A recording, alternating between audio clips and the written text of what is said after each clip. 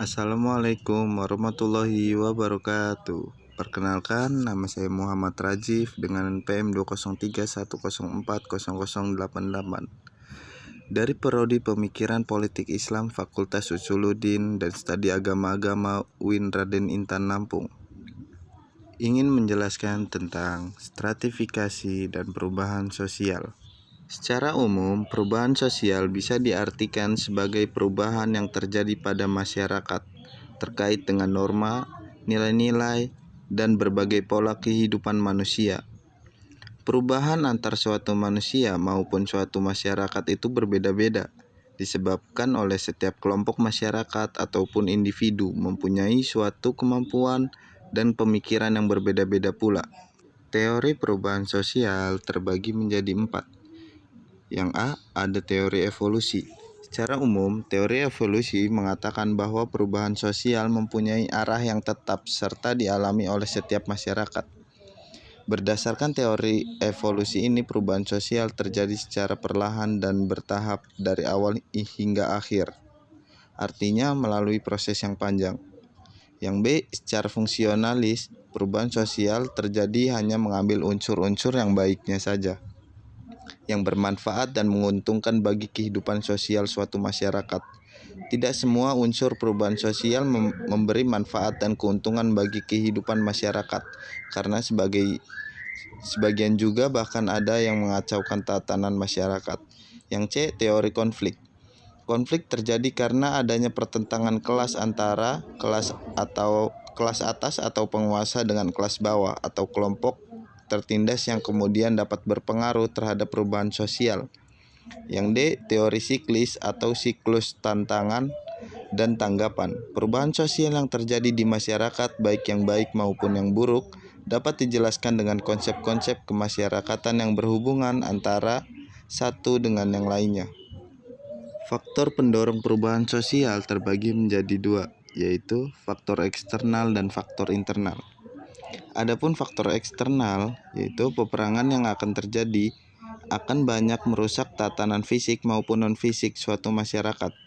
Bencana alam membuat masyarakat menjadi trauma yang harus memperbaiki fisik dan tatanan sosial kembali.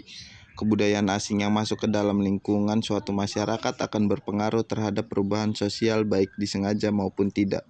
Perkembangan teknologi terjadi sangat cepat karena memang masyarakat selalu ingin update atau eksis di tengah perkembangan teknologi dan informasi. Sedangkan faktor internal, yaitu pendidikan yang maju dan semakin berkualitas, membuat semakin banyak produk yang terjamin kualitas hidupnya dan bisa memperbaiki diri taraf hidup. Sikap toleransi terhadap kebudayaan luar membuat masyarakat lebih mudah menerimanya, sehingga bisa memengaruhi lingkungan sosial masyarakat. Kondisi masyarakat yang majemuk membuat suatu kelompok masyarakat mudah mengalami perubahan sosial. Faktor penghambat perubahan sosial. Salah satu halnya adalah suatu masyarakat yang masih memegang teguh adat istiadat yang berlaku, kemudian ditambah lagi dengan prasangka buruk terhadap kebudayaan luar. Jadi, mereka menolak kebudayaan luar yang berusaha masuk di lingkungan masyarakat. Begitu pula dengan masyarakat yang masih tradisional sangat sulit untuk berubah karena cukup jauh dengan perkembangan teknologi dan informasi. Sementara itu, ideologi yang cukup kuat di masyarakat membuat perubahan sosial menjadi terhambat. Ciri-ciri perubahan sosial terbagi menjadi 6. Yang pertama, ada berkelanjutan.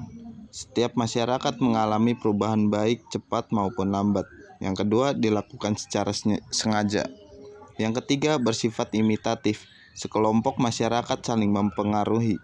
Yang keempat, sering menimbulkan kontroversi. Yang kelima, disorganisasi sementara. Keadaan yang kacau disebabkan adaptasi dari beberapa unsur sosial yang berlaku di suatu masyarakat. Yang keenam, terjadi di mana-mana. Bentuk perubahan sosial terbagi menjadi 4. Yang pertama, perubahan struktural. Perubahan sosial yang mendasar sehingga menimbulkan pengaruh yang besar di suatu masyarakat. Yang kedua, perubahan besar dan kecil. Perubahan yang menyangkut banyak hal dan menimbulkan pengaruh di masyarakat. Yang ketiga, perubahan cepat dan lambat. Yang keempat, perubahan yang dikehendaki dan tidak dikehendaki. Materi selanjutnya ada stratifikasi sosial. Stratifikasi sosial. Secara harfiah, stratifikasi sosial berarti tingkatan yang ada dalam masyarakat. Ada beberapa para ahli yang mendefinisikan tentang stratifikasi sosial. Yang pertama adalah Mitrim A. Sorokin. Menurut beliau, pembeda penduduk atau masyarakat ke dalam kelas-kelas secara bertingkat. Selanjutnya ada Max Weber. Menurut beliau, stratifikasi sosial yaitu penggolongan orang-orang yang termasuk dalam suatu sistem sosial tertentu ke dalam lapisan-lapisan menurut dimensi kekuasaan, privilege, dan prestis. Yang ketiga ada Paul B. Horton. Menurut beliau, stratifikasi sosial yaitu sistem perbedaan status yang berlaku dalam suatu masyarakat.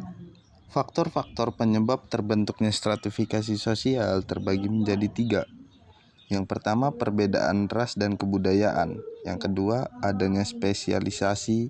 Dan yang ketiga, adanya kelangkaan dalam masyarakat menyangkut pembagian hak dan kewajiban. Dasar-dasar stratifikasi sosial terbagi menjadi 4. Kriteria untuk menggolongkan masyarakat ke golongan tertentu ditentukan oleh yang pertama, kekayaan, yang kedua kehormatan, yang ketiga kekuasaan, yang keempat pendidikan atau pengetahuan. Unsur-unsur stratifikasi sosial terbagi menjadi 2. Yang pertama ada status. Status adalah posisi seseorang dalam suatu kelompok sosial. Dibedakan menjadi ascribe status, yaitu kedudukan yang diperoleh seseorang melalui kelahiran.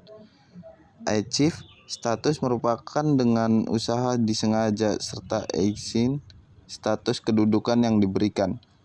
Yang kedua ada peran. Peran adalah perilaku sesungguhnya dari orang yang melakukan peranan. Peran mengandung 3 hal, yaitu norma dalam masyarakat, konsep yang dilakukan, dan perilaku individu. Sifat-sifat stratifikasi sosial terbagi menjadi 3. Yang pertama, stratifikasi tertutup. Setiap masyarakat mempunyai kesempatan masuk menjadi anggota sesuatu lapisan tertentu melalui kelahiran. Yang kedua, stratifikasi terbuka. Setiap masyarakat mempunyai kesempatan untuk naik ke pelapisan sosial yang lebih tinggi karena kemampuan dan kecakapannya sendiri.